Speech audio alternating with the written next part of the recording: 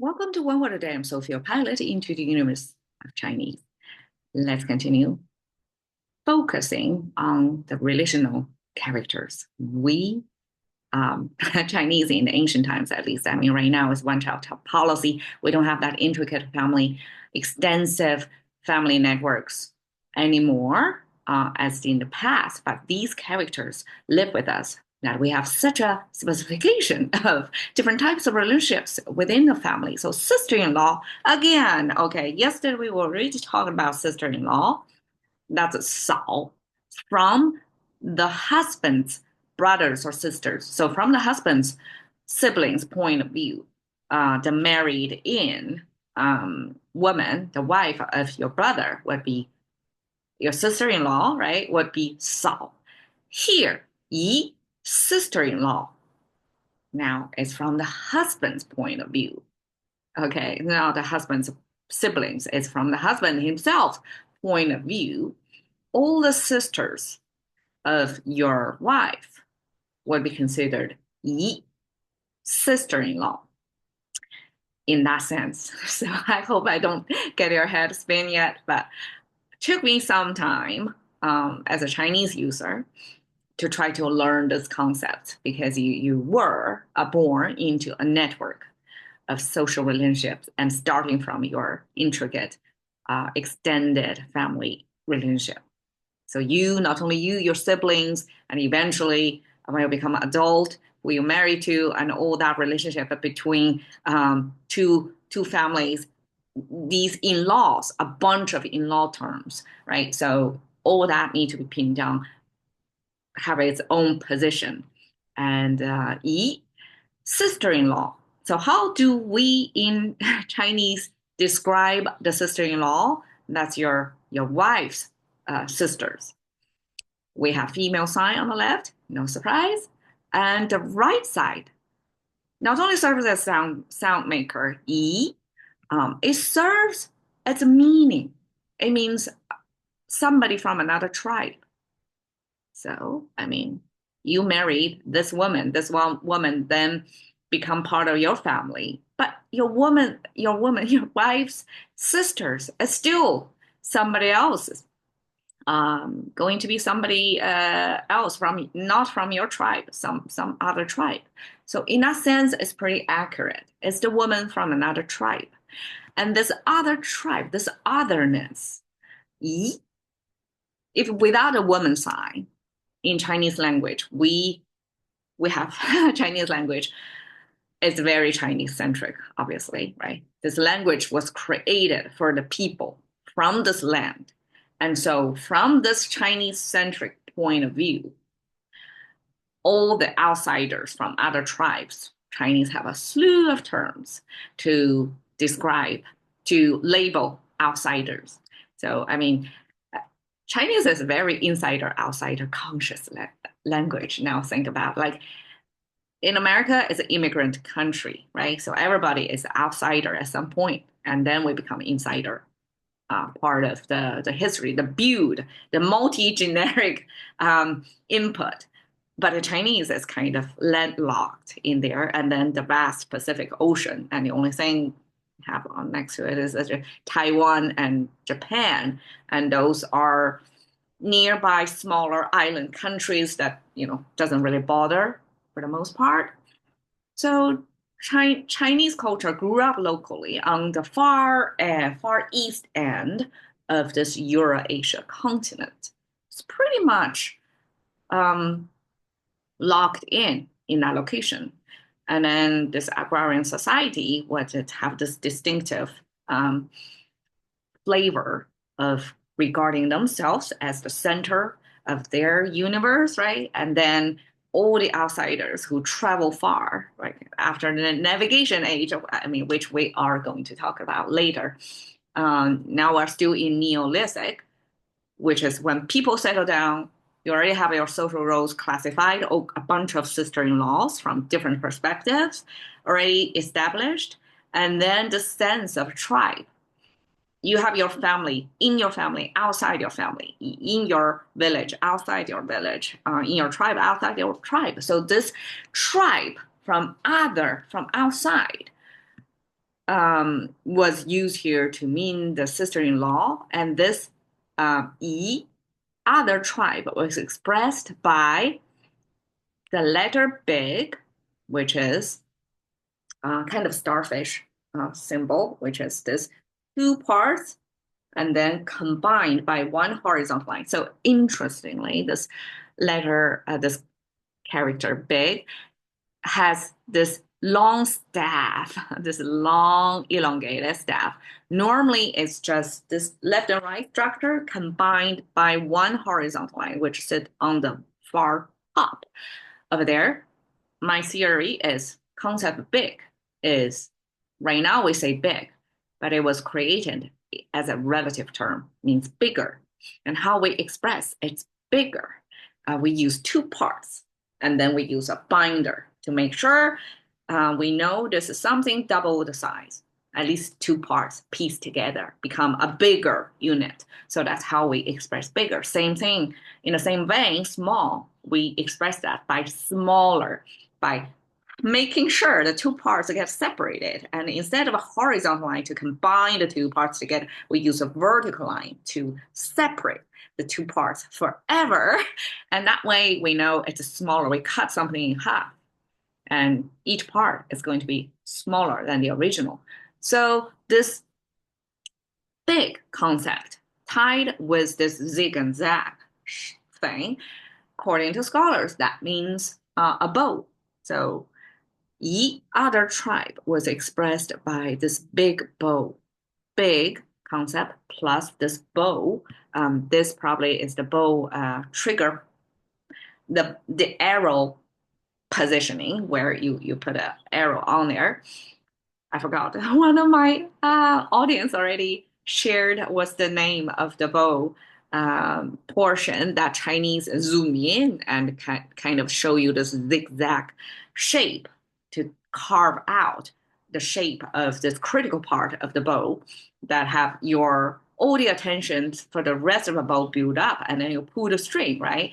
And then the arrow are going to sit on that part that once you release, the bow is going to shoot off from this location. So this zoom in view then become this bow, the whole bow representation. We use part to represent the whole. So big bow then was associated with a certain location. And this big bow tribe eventually become our terminology to mean other tribe, somebody from outsider concept.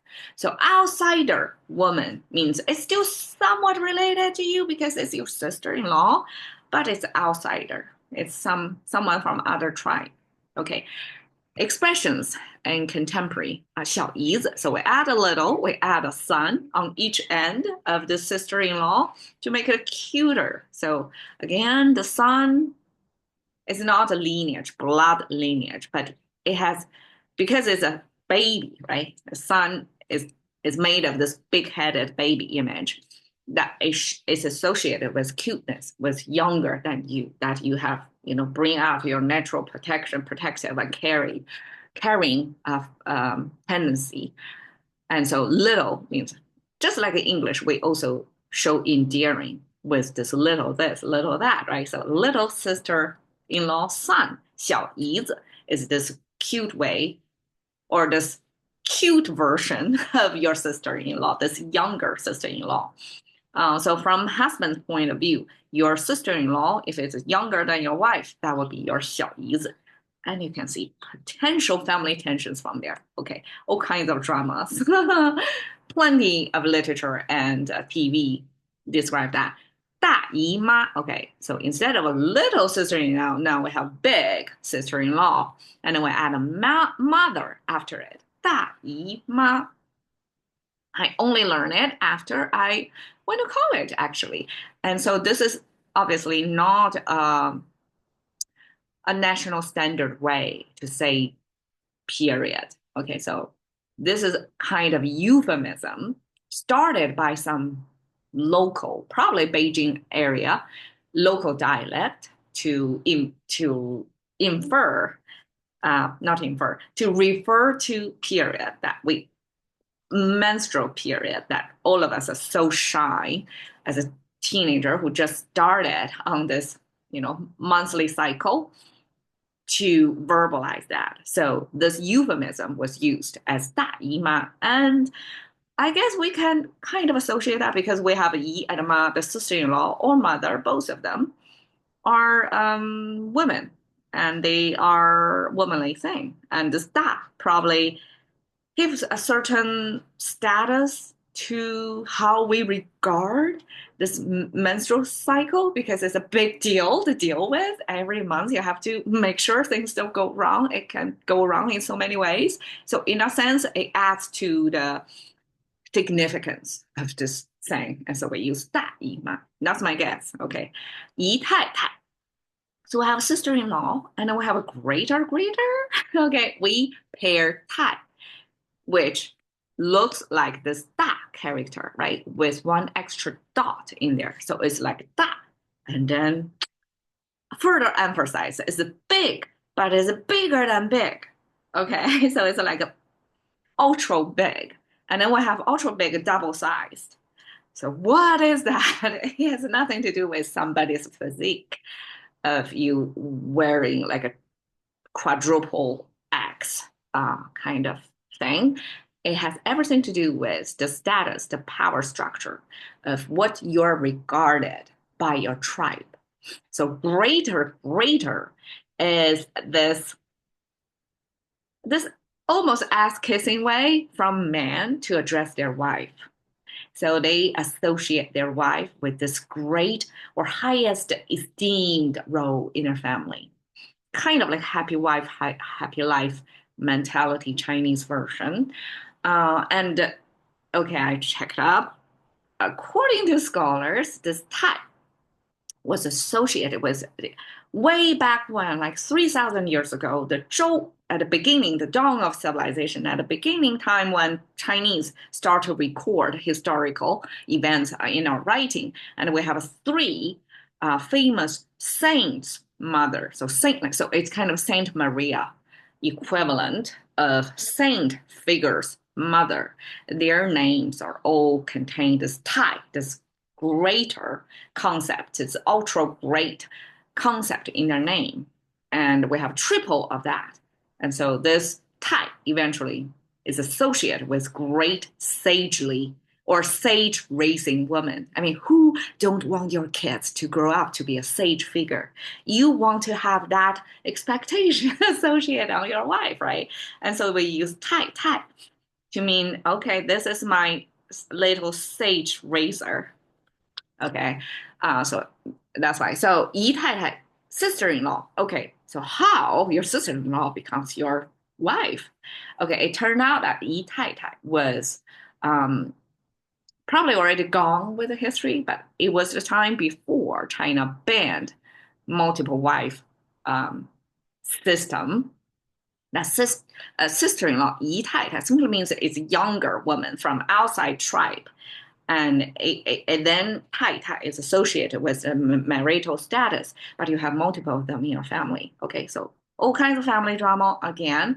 But then this 姨太太 is using this woman from outside, and it's normally associated with younger women. So this becomes 姨太太 become not your first wife, but your later wife's plural form. And then this plural form, how many plurals is up to individual journey, right? How many times you marry. In today's lingo, will be, I mean, today's legal setting will be how many times you married in your life. But in a historical concept, it will be how many women you married and retained them in your household. And so then depends on the, your personal setting. Then 姨太太 would be all those younger wives you have than your first ever wife. So that's 姨太太. Okay. 姨 sister-in-law. So I just sister-in-law, when I search Unsplash, there is no there's no way to express that visually. Like how can you express sister-in-law in this concept of it means your wife's younger, most likely, sister. How can you express that? So I end up just find a laughing young woman, which is very likely to be somebody's sister-in-law.